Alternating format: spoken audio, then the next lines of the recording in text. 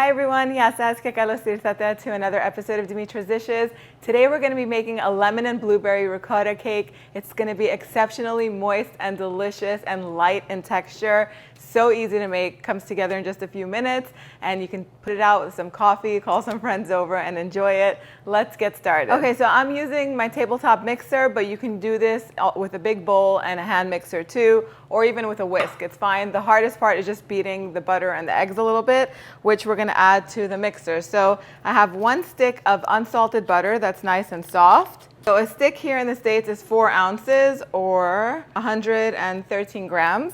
Now to that, I always like to incorporate a little bit of oil to my cakes because it adds more moisture. So a 1/4 cup of light olive oil. You can use your favorite vegetable oil that's very light in flavor or with as little flavor as possible. Then I have 1½ cups of granulated sugar. Then I'm gonna add a teaspoon of pure vanilla extract.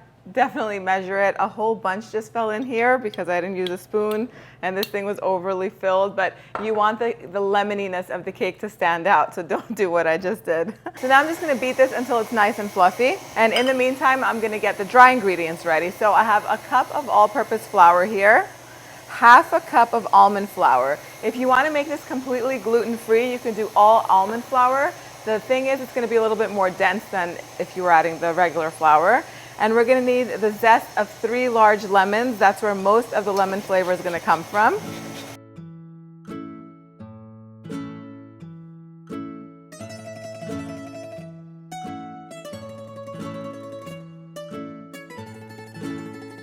Okay, then I'm gonna add 2 teaspoons of baking powder. This is gonna help it rise and make it nice and fluffy.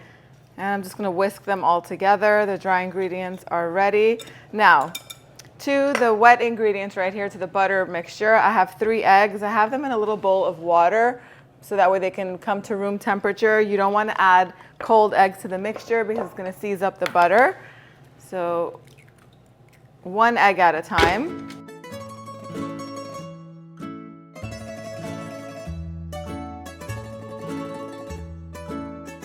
And we're just going to need about a 1/4 cup of lemon juice. That's the juice of 1 lemon. Most of the lemon flavor is in the zest. You can use oranges instead of the lemon in here. Lemon is very traditional. Orange is a great substitute. If you like lime, you could do lime, but limes, I don't know, they just take so long to juice. They're so small and finicky. Then I'm gonna add 1½ cups of full-fat whole milk ricotta cheese. Ricotta cheese is gonna give this all that moisture and creaminess. That's about 380 grams. You could do 400 grams, it won't hurt. You just put it in there, make sure that it's a good quality ricotta that's not overly watery, and just mix that up. And the recipe calls for 1/2 teaspoon of baking soda. I always like to add baking soda to the acid, the liquid actually. It foams up and it also dissolves it really well, so you never get that bitter taste in your pastry or in your cake. So go ahead and add the lemon juice. It's the lemon juice with the baking soda. And you can start adding in the dry ingredients.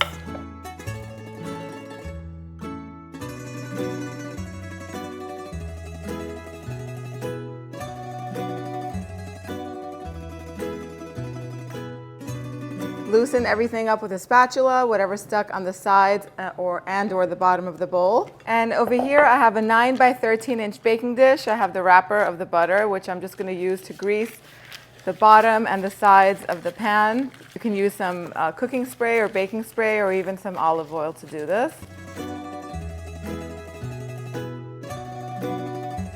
Spread the batter evenly.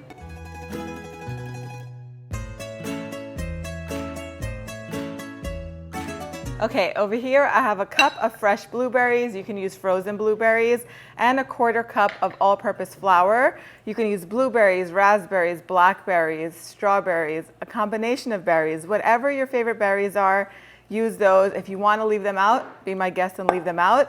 But do toss them in flour, otherwise they're going to sink all the way down to the bottom of the cake. And I don't like to stir them into the cake. I like to put them on the top so that way they just look beautiful when the cake is baked. You don't have to get that flour that they're tossed in. I think a 1/4 cup might be a little too much. A tablespoon or 2 should be enough for the berries.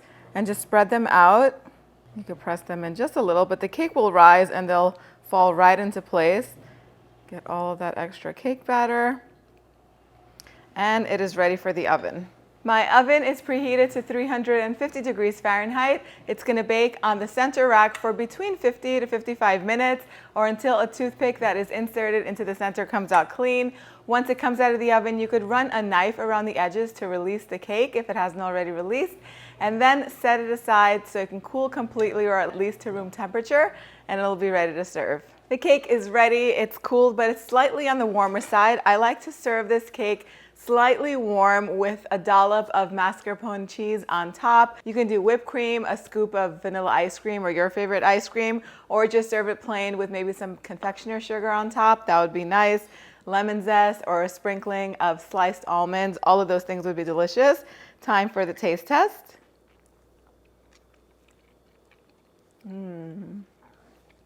It's so moist with a buttery crumb, and it's just light and fluffy and airy. The blueberries just give it a nice little burst of sweetness.